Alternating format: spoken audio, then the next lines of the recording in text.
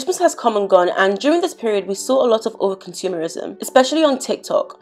I think for me, especially with what's going on in Palestine and Congo, seeing people around me spending thousands on Christmas and seeing people's affordable Christmas wish list on TikTok, including items from Dior, Chanel and Apple, I couldn't help but think about capitalism and consumerism and how normalized overconsumption has become. This was especially evident to me when I came across the TikTok video on Twitter of a horde of people rushing to get Stanley cups, giving me war flashbacks of the pandemic, but instead of toilet paper, a water cup. When I first saw the video, two things came to mind. Firstly, what's so special about Stanley cups? This is actually something I've been wondering about since I first heard about them.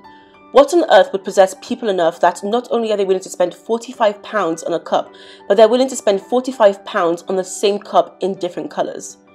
This especially when we consider that reusable water bottles are literally supposed to be sustainable alternatives. It defeats the whole point when you own 20 of the same cup in different colours. The second thing that came to mind was literally the amount of Uggs in that video. Shoes, not a big deal. However, shoes that have been inescapable for the last few months that every TikTok seller has been trying to sell dupes of. There's a trend there. And this is ironic because in the same year that I would argue has seen social media, especially TikTok, really propel consumerism, we were also in the brief era of Deinfluencing. Now more than ever, you can't scroll through TikTok without someone trying to sell you something, from Made by Mitchell makeup products to jumpsuits, ice trays, bloody giant Toblerones and selfie lights. Everything has become a trend, an aesthetic, and unless you buy into them, you feel a fear of FOMO.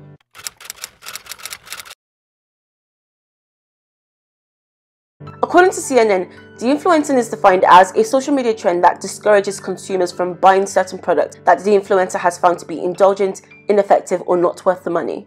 It's the influencers saying that materialism and overpriced trends are no longer in style. Many saw this as a great thing, a way to promote sustainability, to promote more ethical consumption, and to create a more transparent relationship with influencers or de-influencers and their followers and consumers.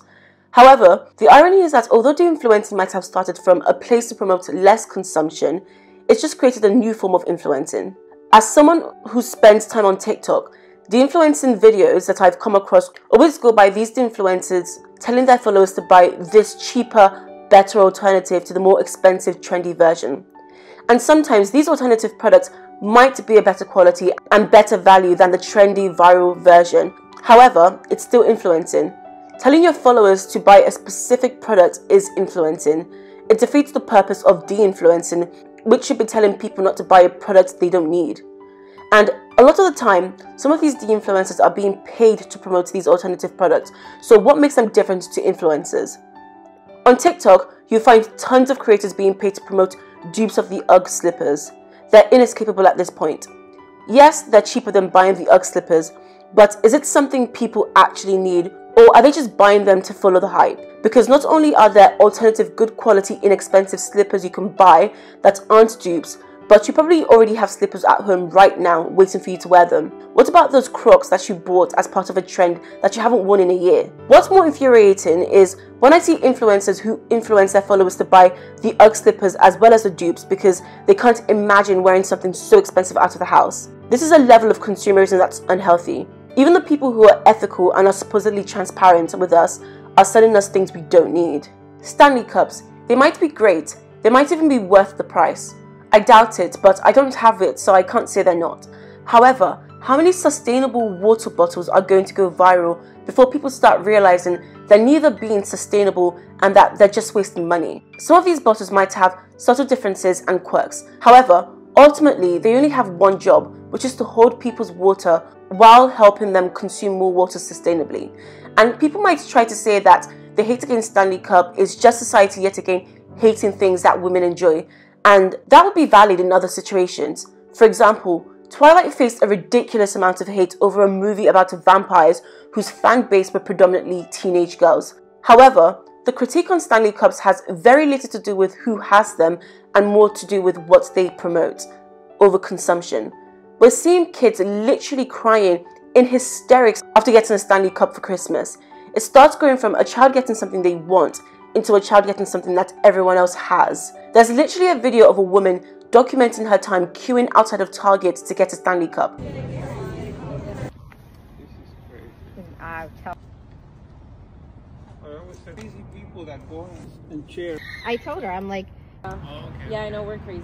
Don't judge us. No. Must have been a Home Depot bucket.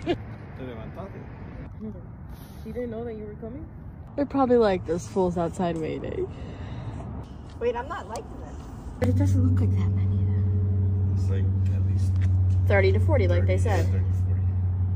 Ashley said you imagine you're like one of the... Oh, it's pink. It's so cute. All the way back.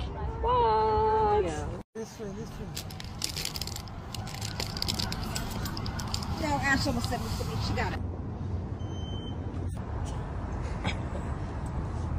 But you can't even hear them, is it? Go.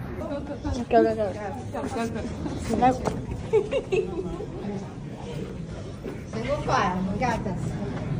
We got this.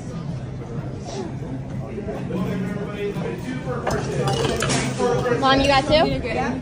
If you're getting one. Do you want me to get it? Here you go. I'm getting. I just want a video. This is funny.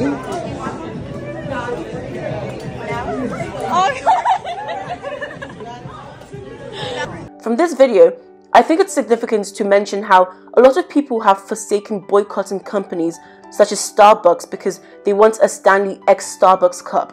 If you're willing to support a company that supports genocide for a cup, it shows how fickle your morality is. I've even got to a point where I've had to start unfollowing influencers who make restock videos like Kaylee May, whose entire job is to make people buy superfluous items they don't need. They've got Linktree links to countless storefronts with the items they use in the content in which they get paid for. In one of Kaylee May's videos, she's restocking refillable hand sanitizer, but she's got 12, which defeats the point of getting refillable hand sanitizer, which is to be sustainable. And these type of influencers aren't just detrimental to the planet, they're detrimental to the people watching these videos who think this is how success looks like.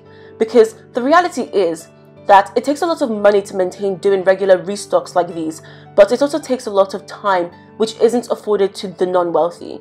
And I get it, these restocking videos can be fun and satisfying to watch, but when you pay attention, you start to notice how normalized overconsumption becomes in these types of content. No, you don't need to get rid of your perfectly good couch for the new viral couch that's trending on TikTok and costs over £4,000. You don't need to buy multiple aesthetically looking refillable items such as hand sanitizers that you only ever replace. You don't need to buy 1 million ice cube trays in 20,000 shapes. You don't need to buy 90% of the knickknacks that your favorite content creator is influencing you to buy. One thing that I think has been overlooked is how every year, for every holiday, people are increasingly buying new decorations instead of using what they already have or adding to what they already have. And part of this is also as a result of decreasing qualities because of the increased demand of items. For example, we used to be able to buy clothes that would last years, but now there are 52 micro seasons a year. The demand of overconsumption on productions means that brands can afford to sell us plastic and chemicals because people don't pay attention to the quality or the ethics behind what they're purchasing, just that it's trendy. Why do we think Shein hauls remain popular even though every once in a while we discuss the ethical problems behind the brand and how the items they sell aren't even good quality, yet people would rather buy a lot of cheap things than a few good quality products? Also, there are always people ready to use the defense of affordability, but if you can afford to make a £500 Shein haul video, you can afford to buy better quality items that you know are made ethically and are good for the environment. This cheap overconsumption has warped our idea of value. People complain about wanting ethically produced clothing, but don't want to pay the worth, which includes the price of material, labour, packaging, etc., because they only want to spend £5 on a t-shirt. Fast fashion deserves its own video, but there is an undisputable link between overconsumption and the rise of fast fashion. I think it's also significant to add as well that there's a very obvious link between overconsumption and celebrities on social media. Everybody wants pantries, closets, fridges to look as abundant as that of their favourite celebrities. We didn't used to know that much about celebrities, but with reality TV shows and social media, we get a glimpse into their lifestyle, and I think that's played a hand in influencing people. We're at a point in social media and overconsumption where everything is saturated. There's an overproduction and overconsumption of everything, even Spotify. Every year people get their Wrapped and they want to outdo themselves the next year, listen to more genres, more minutes. Social media has made everything about having more. Not only do you need these UGG slippers, you need the dupes of them too. Haven't you heard? Sustainability is in. Buy these reusable Stanley cups, but don't just buy one, buy one in every colour too. It's Christmas, you don't have a lot of money. Let me show you how to buy as much stuff with the little money you do have. And I get it, it's impressive to find bargains and to buy things for your kids. It must feel amazing as a parent, especially if you don't have a lot. However, are your kids going to realistically need all that stuff? Seeing people's wish list and what they got for Christmas, a lot of people are just getting the same of everything that's trending. How do people even know what they do like anymore? I saw a lot of wish lists with the same things in them and a lot of comments under those wish list videos that suggest people are getting ideas for what they want for Christmas from these videos, not what they want to get other people. And I'm not someone who cares about not trying to be like everyone else, because you like what you like, who cares if it's trendy or not? But how many people who buy from these TikTok shops or buy items that are trendy on TikTok or go on these wish list videos actually like what they're buying? They're waiting for social media to tell them what they like, what to buy, and it ends up looking like we're in some dystopian alternative universe where a sea of Ugg boots are fighting and scraping to buy multiple of the same cup in different colours. If you've made it to the end of this video, please don't forget to like, comment and subscribe, and hope that I can be consistent enough to make a new video sometime soon. Bye!